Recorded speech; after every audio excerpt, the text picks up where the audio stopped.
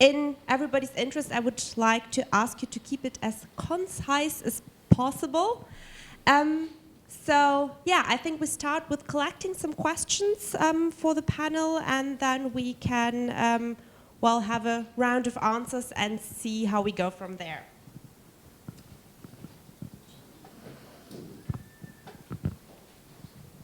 Thank you for a very, very interesting panel. I have a couple of questions and comments.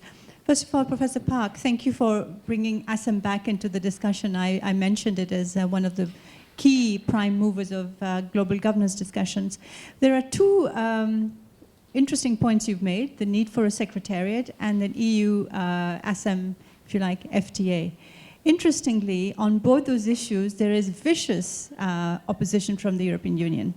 So I wonder, and I actually believe what you're saying is very important, at least in the long term, right? But there is, as I said, really strong opposition. So I wonder how one gets around that and to get this ASEM into the discussion. At the moment, connectivity has become the key buzzword within ASEM as well. And I just wanted to ask Bernadette and also Professor Zhu, you know, when we talk about globalization, we haven't talked about the movement of people. I mean, that's very much part of globalization as well. Global value chains, I think, Bernadette, in a sense, go against the feeling, the impression that disintegration is going to be a possibility because businesses are connected worldwide. Our friend from Tyson Group made the point as well. And my final point is for Professor Zhu, you talked about IOs and G20, but what amazes me, I have to say, is that G7 and G20 hardly speak to each other.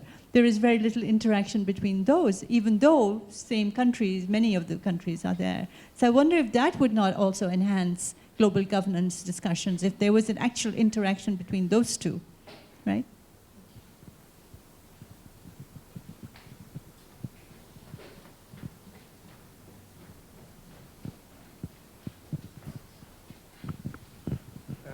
Yeah, I have two questions. The first one would be addressed to Mr. Park and Ms. O'Callaghan.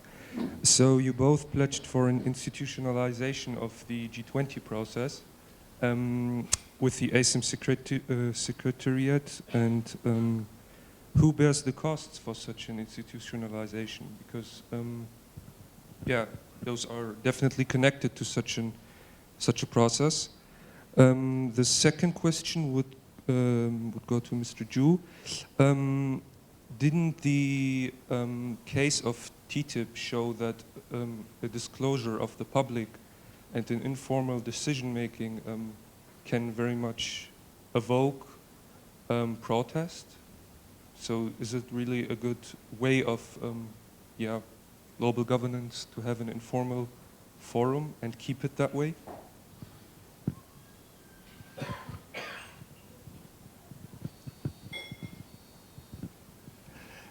Thank you for that interesting panel. I have a couple of questions. First to Professor Park. I'm not that negative about G20 as you are, and I would explain you why. It's G20, I think, really played a large role in overcoming the great financial crisis by coordinating monetary and fiscal expansion, but overall by stabilizing expectations. So the world, the financial markets could credibly believe that something is being done to overcome this crisis. And also about the trade protectionism, maybe it's, well, what G20 countries has done is not really so good, but hypothetically, they may have done even more if there wouldn't be a G20 process. What do you think about that? About ASEM, I think what should be mentioned and considered is that everything, the future of ASEM, Europe and Asia has to face what to do with the elephant not in the room, namely the United States. And a good role for ASEM could be just to keep the United States as a good global citizen, and to gang up against the United States. Even that could be a very good role on. Lastly, about G20. It's maybe very different theme. But if G20 gets a more greater role as a formal or informal organization, for legitimacy, one has to think about the composition of G20. Now, the composition of G20 is in a way it's quite accidental, how it has been set up in 1999. There's one international organization which is a member, that's the EU. Why not the African Union? Why not ASEAN? Yes. And no. Yeah. And also then there are some populous countries which are not in it, like Pakistan, Iran, Nigeria, and well, and then of course there are economic powerhouses like Spain, or very important countries for the financial world like Switzerland, which is not in it. So I don't think G20 should be expanded, but there should be some idea how the composition is be. Otherwise, G20 would lose its legitimacy in the world.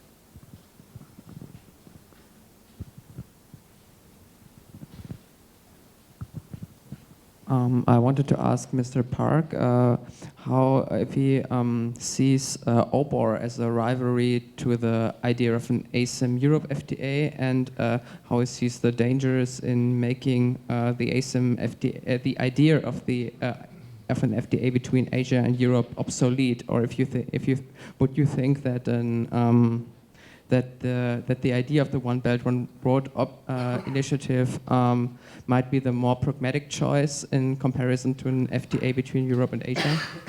And my other question would go to Mr. Ju, and I just want to ask him if what he does think about the idea of institutionalizing ASEM, because you mentioned that in the context of G20, and as we talk about ASEM before, I would like to hear your opinion about that.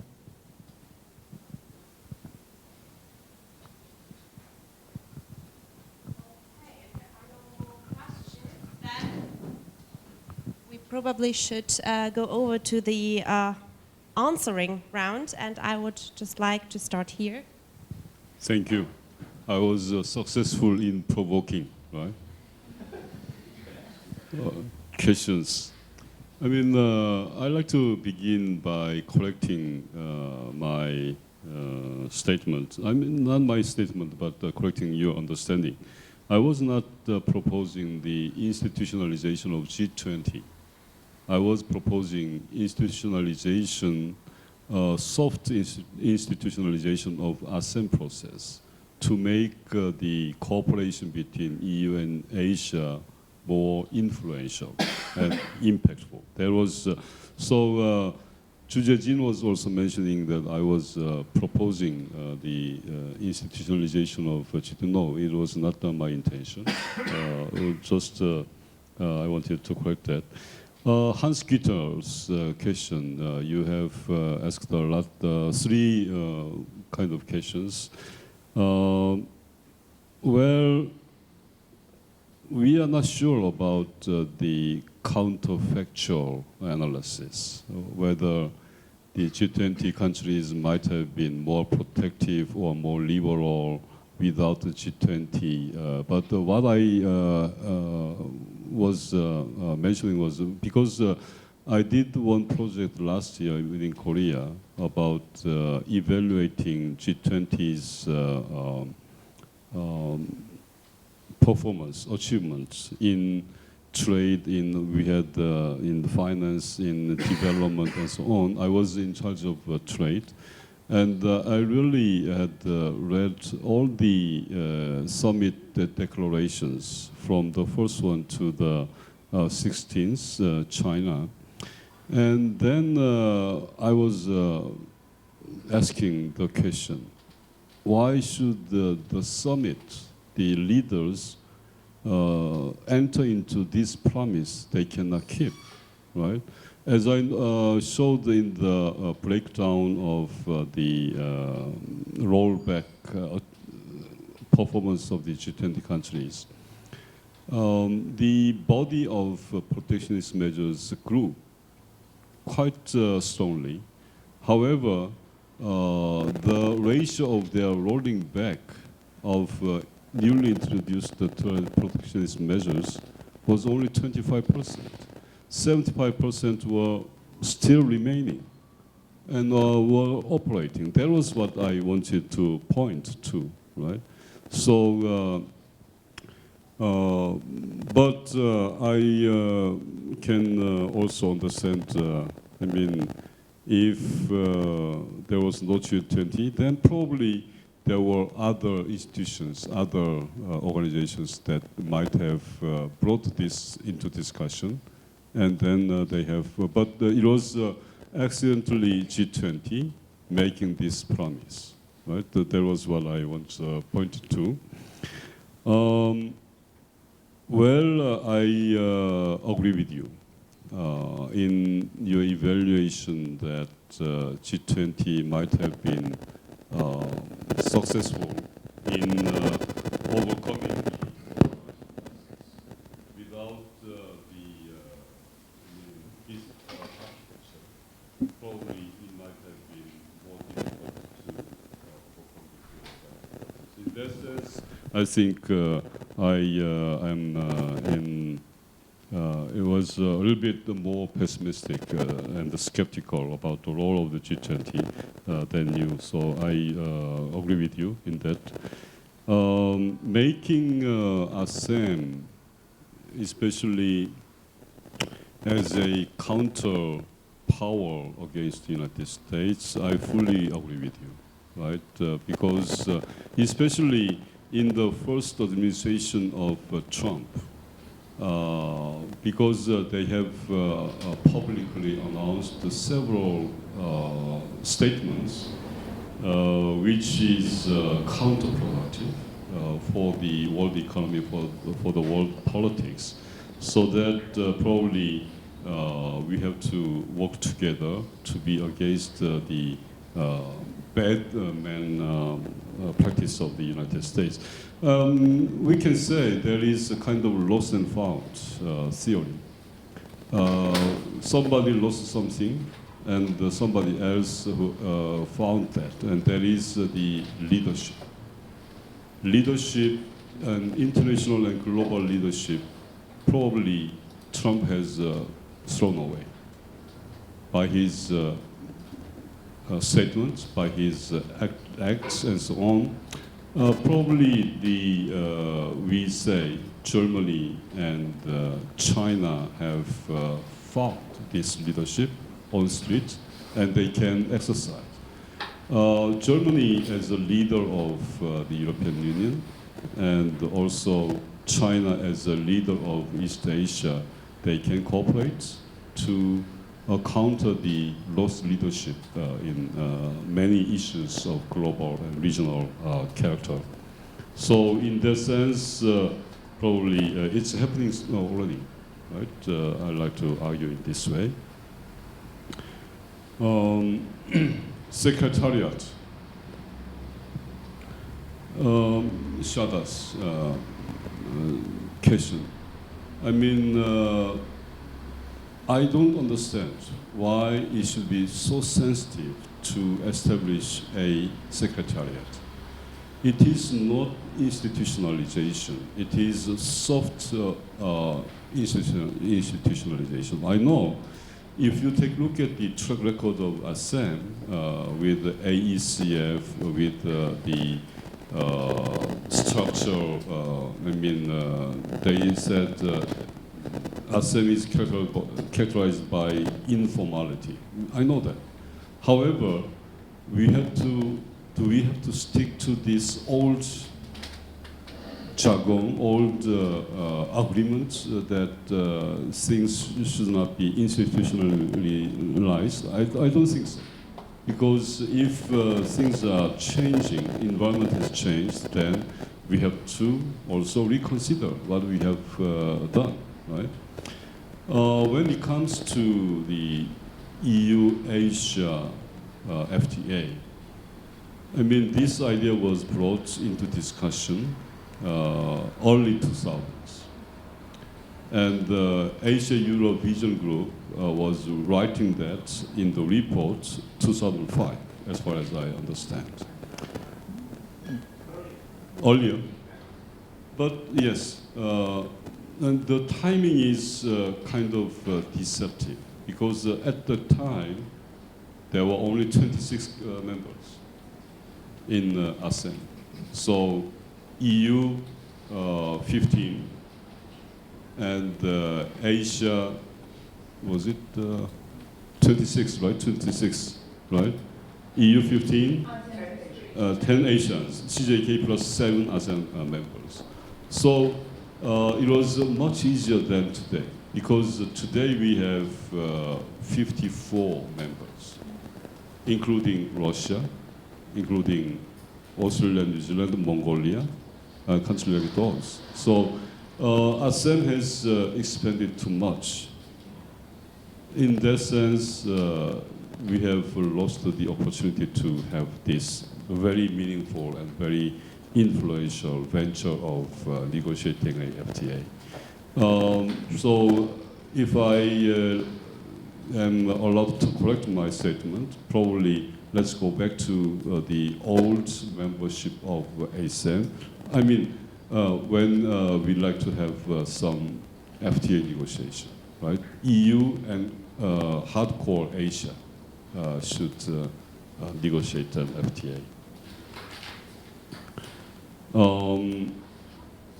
Whether One Belt, One Road initiative of China could be kind of a competitive or supplementing institution to EU-Asia FTA, I don't think so.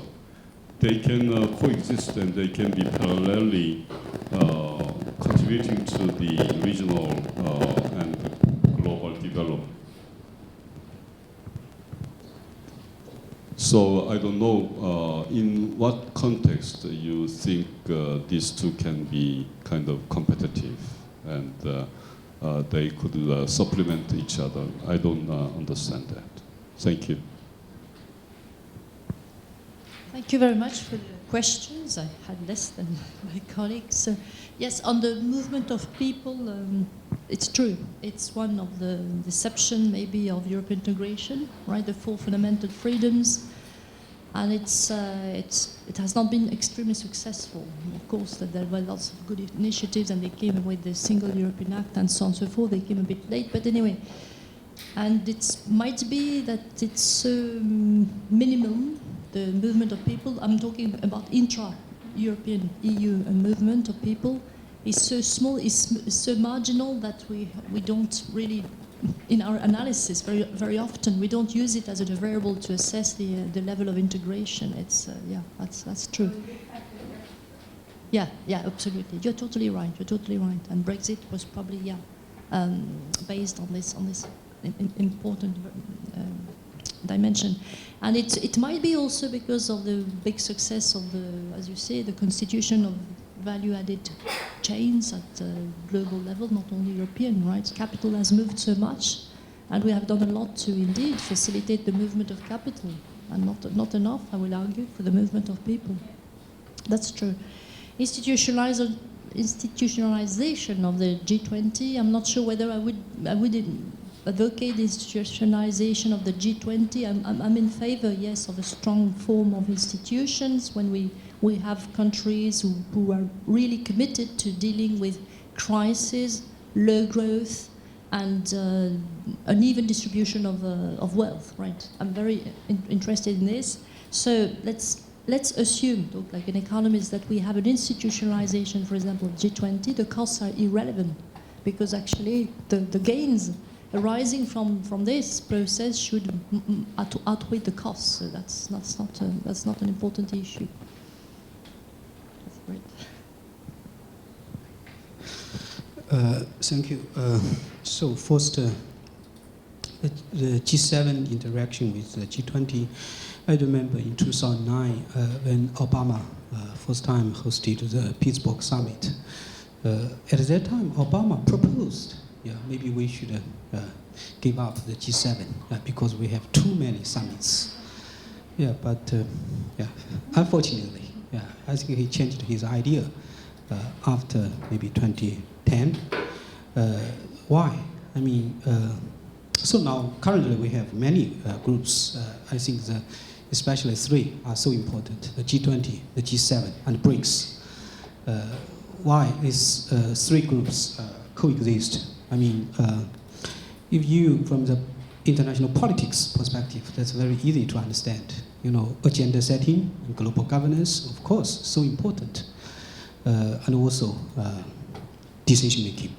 So, I mean, that's also one reason why I argue the G20 should keep informal. You know, this last year when China hosted the G20 summit, of course, you are the host. You have the agenda setting power. This year Germany, next year Argentina. So each one in the G20 has its own priorities, has its own agendas. Then it's really, I mean, G20 represents the multipolar world. Yeah, it means advanced economies and the emerging economies. They are equal, on the equal footing. So currently, I mean, the situation, I mean, no one, especially for the United States, I just read the Donald Trump's, the White House press release before Trump went to the Hamburg. I think almost they emphasized the G7 still so important. Many agendas. That's American, I mean, currently administration, they are understanding. So yes, and also, of course, they are not, I mean, in conflict. I mean, the G7 or the G20. I mean, to some extent, some competition. I agree. The second, I mean, the legitimacy of the G20. Yes, I agree that I argue the G20 should keep the informal, leaders-led. I mean, it's like a club, a leaders' club. To some extent, it's informal because transparent, because of you know, the engagement of the civil society.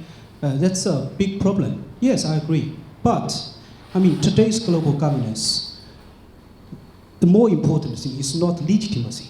The more important is effectiveness. No consensus, no effectiveness. So, I mean, if the G20 keep informal, then second proposal is that I propose that the G20 leaders, they should not make very specific, very detailed commitments in the G20 summit. They just, you know, build the consensus principles.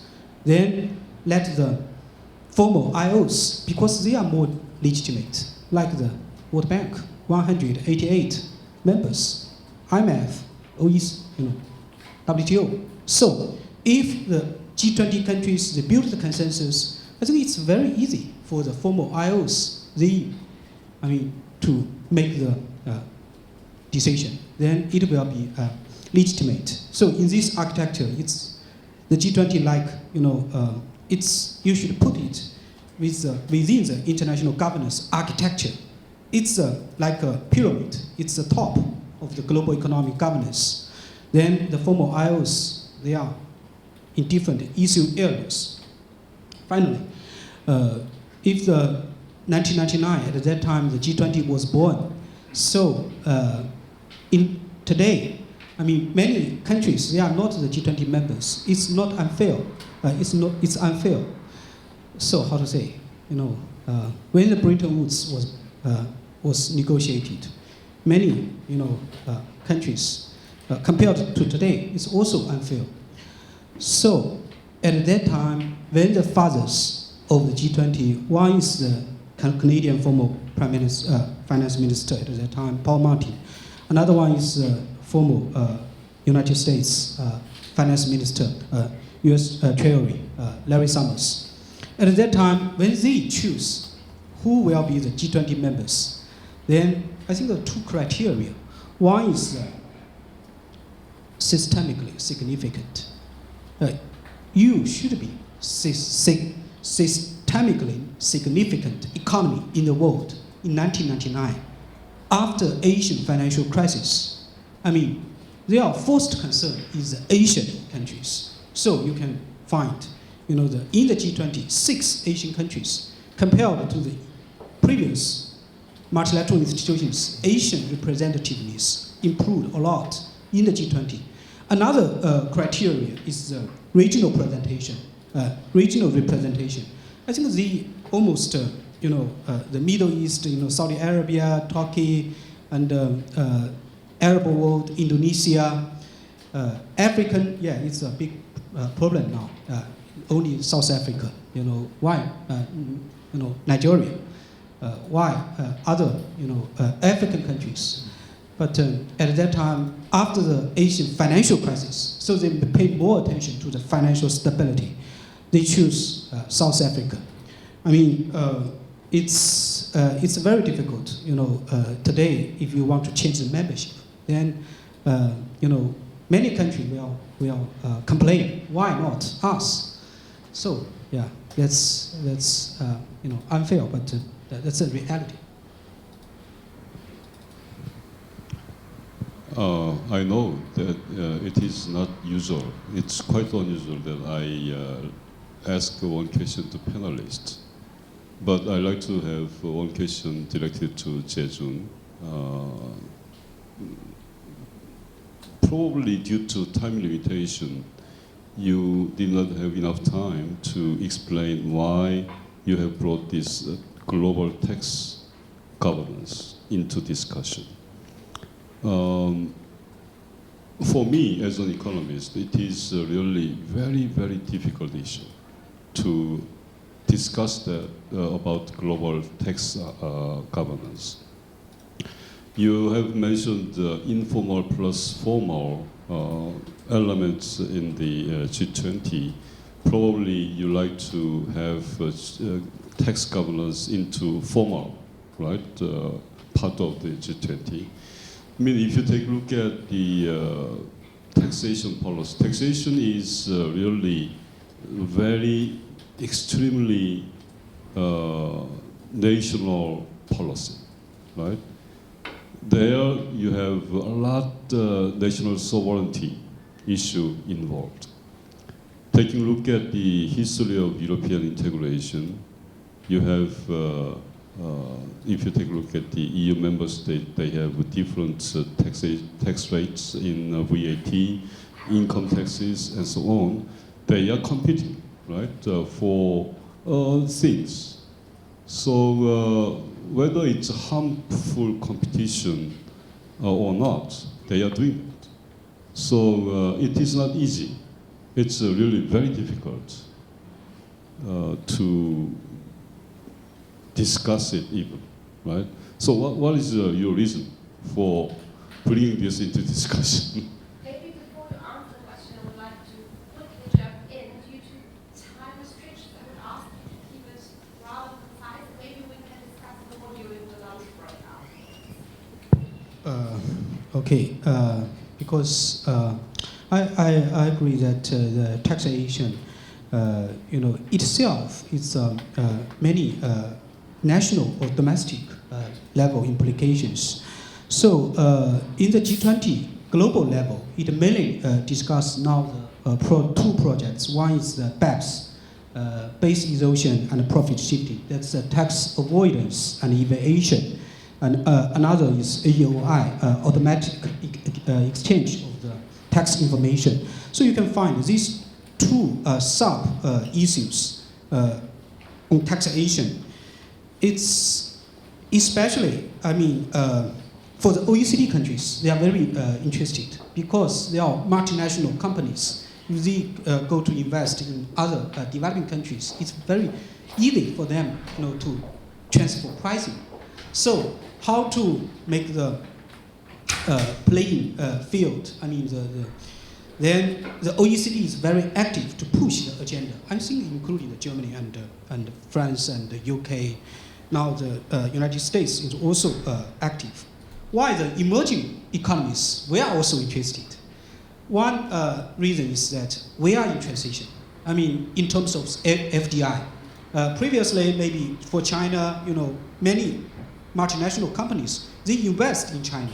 Now currently, more and more Chinese companies, they invest in other countries. So the government is also concerned of the tax evasion. And that's the reason, I mean, why it is much easier for the advanced countries and the emerging powers to build the political consensus, because they have the common interest. I understand that, but for me, the main global tax governance is too big for them. All right, thank you very much. I think it's a very interesting discussion, and you're welcome to continue it during the lunch break or maybe even afterwards. Thank you very much, panel, for very interesting presentations and a good discussion. And with further ado, I just leave you all to your lunch. Enjoy. And I think we will see each other in about an hour, right? Okay. So thank you very much.